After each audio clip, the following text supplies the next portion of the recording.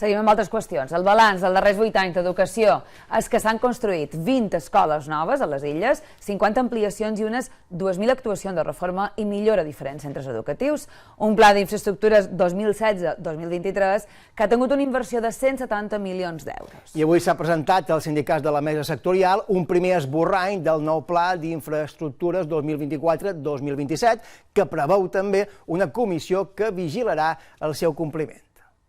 El Pla d'Infraestructures 2016-23, que conclourà enguany, té, segons el balanç d'educació, un 80% de les tasques complides. Està parlant al voltant d'un 80%, però tenint en compte que algunes infraestructures encara no s'han iniciat, però com li he dit, se n'han incorporat d'altres. Per tant, si tenim en compte això, i si parlàssim de la inversió global prevista, li diria que estem al voltant del 100%, estarem al voltant del 100%. Les pròximes setmanes es licitaran les obres dels centres de Camp Picafort, l'Escola de Caimari, el CEIP d'Es Mercadal i el nou Centre Integral de Formació Professional de Ciutadella.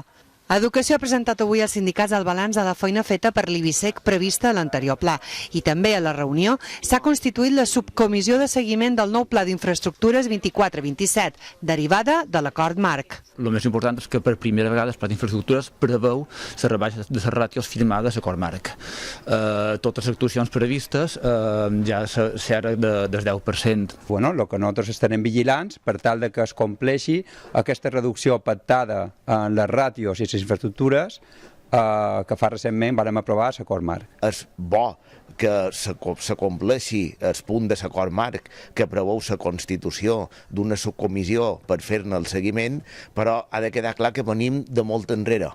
Pensant que aquest pla d'infraestructures que avui s'ha presentat és prou optimista i preveu donar resposta a aquestes necessitats històriques i bé, ho valoram bé. Ara falta que puguin dur endavant.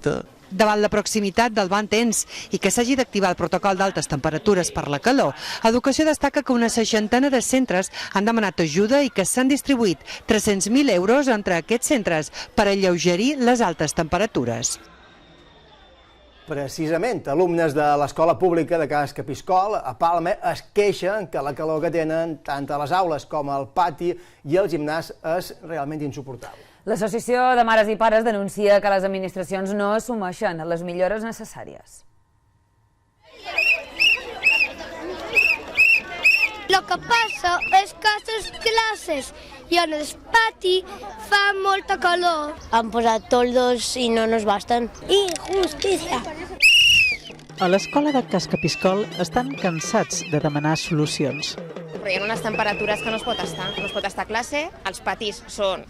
O sigui, és com si tinguessin un foc al davant. És un pati, diria jo, negacionista, perquè en el clima que tenim i en el canvi climàtic que mos espera, un pati sense una ombra és negar la realitat.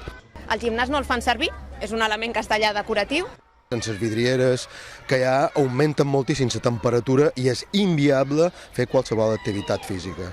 A les 8:30 del matí el termòmetre ja hi marcava 22 graus.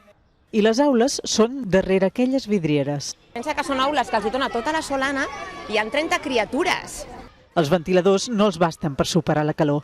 Ja s'han queixat moltes vegades a les administracions. Les respostes que rebem són: és difícil, és l'edifici, s'ha de fer obra, no sabem com solucionar, esto es lo que hay. Que si és cosa teva, que si és cosa meva. A nosaltres realment mos és igual. El que volem és una solució definitiva i ja ho exigim. Estan així des de la construcció del centre, el 2005. Es pot fer ventilació, es poden fer ombres, es pot fer un pati que no sigui un solàrium.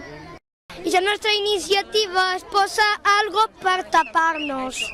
La Conselleria d'Educació redacta a hores d'ara un projecte de 30.000 euros que preveu un protector solar per a la superfície de vidre del gimnàs i un muret per protegir-lo d'inundacions. Confia en poder-lo executar a l'estiu, però no ho poden confirmar encara.